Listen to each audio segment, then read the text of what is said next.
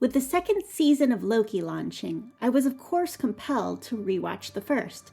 This is a series that sticks the landing with barely a wobble, skillfully weaving the exterior work of world building with the interior work of unpacking the protagonist's inner world, framing the TVA interrogation as something akin to a court-mandated counseling session in which a character deep dive requires no preliminary paddling in the shallow end to sell it is storytelling genius.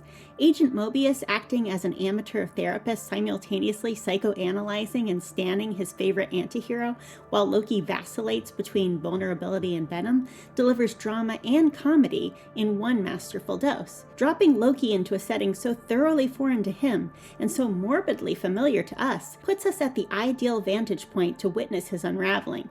We're bonding with Mobius, a fellow Loki fan, as he acts out our sympathy for the devil and our sadism.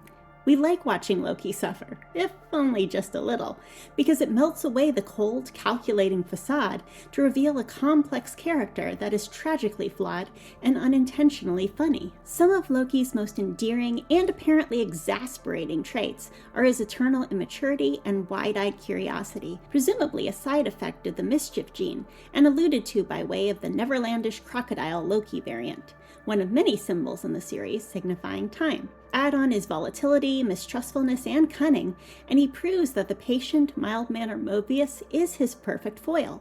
The real brilliance of their interactions, however, is in the cultish certainty with which Mobius responds to Loki's litany of questions, his seemingly unshakable faith contrasted with Loki's agnosticism and need for real answers. This juxtaposition of blind belief and skepticism exposes Mobius' hidden fallibility and Loki's secret wisdom. Mobius' naivete is belied by the paternal role he plays, with Loki acting petulant and positively adolescent most of the time, making Mobius earn every unguarded moment and personal revelation. If only Loki and Sylvie were this dynamic. But Sylvie, I would argue, is that one pallid character, Mandalorian anyone, in an otherwise colorful cast that has become almost obligatory. Next to her, Loki is something of a Grogu, an adorable green imp in whom the audience predictably invests. Beyond the delightful paradox of an irreligious god, something struck me whilst rewatching the pilot. Despite my newness to Marvel lore, I recalled encountering Loki years ago, not in Norse mythology, in which every self-respecting speculative fiction writer has stuck a proverbial toe, but somewhere more recent, somewhere in the depths of a black tome carried by a scholarly malcontent soliloquizing on the sad cure of suicide. That's when I realized Loki is Hamlet. Inasmuch as Simba is, at any rate. I still have a bone to pick with a Lion King theory, but much like a monologuing Dane, I digress. It'd taken Mobius' psychobabble to see the Oedipus for the trees. Shakespeare's Hamlet is an Aristotelian tragic hero. Full rundown in my same-named video, per the criteria laid out in Aristotle's Poetics and modeled in Sophocles' Oedipus Rex. And so is Loki. The variant of Thor through Avengers Infinity War, anyway. Here, in a nutshell, is why. Lofty stature. Loki is Prince of Asgard, son of Odin, and heir to the throne of Jotunheim.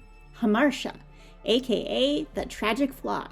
Loki's sometimes disastrous decision-making is driven by the vices of wrath and pride, and he grows to regret the repercussions of his actions. Realization. Loki is confronted with the consequences, the death of both adopted parents in real life and again, or for the first time depending on your perspective, when he's forced to watch his story unfold on a film reel at the TVA. Tragic reversal. Loki's life takes a devastating turn when he learns of his frost giant origins and doubts the love of the father who deceived him. His quest for world domination under the influence of a mysterious power goes decidedly south when the self-appointed defenders of Midgard rally against him.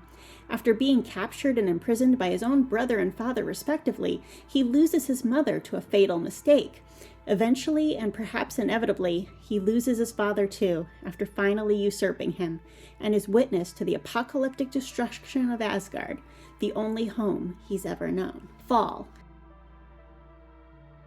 Loki employs his trickery against Thanos in a desperate bid to save Thor, and dies in the attempt, giving voice to his unfailing hubris with his last breath. You will never be a god. But the similarities between Loki and Hamlet don't end at an archetype. The series pilot is full of very possibly unintentional allusions.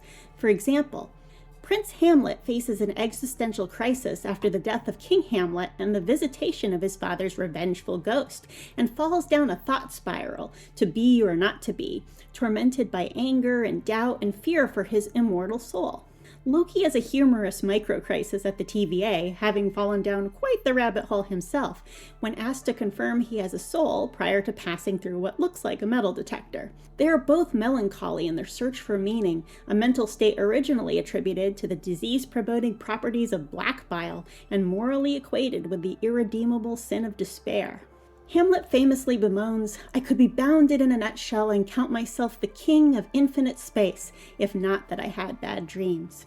This is mirrored in Loki's observation that this place is a nightmare, and Mobius' recommendation that ruling the 9 realms is too small an aspiration, and rather than a common despot, he should be Loki, king of space. Hamlet's relationship with Queen Gertrude becomes a contentious one after she marries his uncle Claudius, who Hamlet rightly regards as a traitor to the family and the crown. His ire towards his mother is misdirected at Ophelia, to whom he cruelly declares, if only to be kind, "I loved you not." This is reflected in Loki's callous response to Frigga when she says, "And am I not your mother?" after he denounces Odin as a father, and he replies, "You are not." When Hamlet discovers that Ophelia has died, he admits, "I loved Ophelia. 40,000 brothers could not with all their quantity of love make up my sum." Loki's reaction to Frigga's death is similarly distressed and remorseful. But let's not forget the Prince of Denmark and Prince of Asgard's most glaring attribute in common, which Mobius is quick to call out in the elevator when he and Loki first meet: their mutual love of monologuing. "You love to talk. Talky, talky," Mobius remarks, mimicking a clock.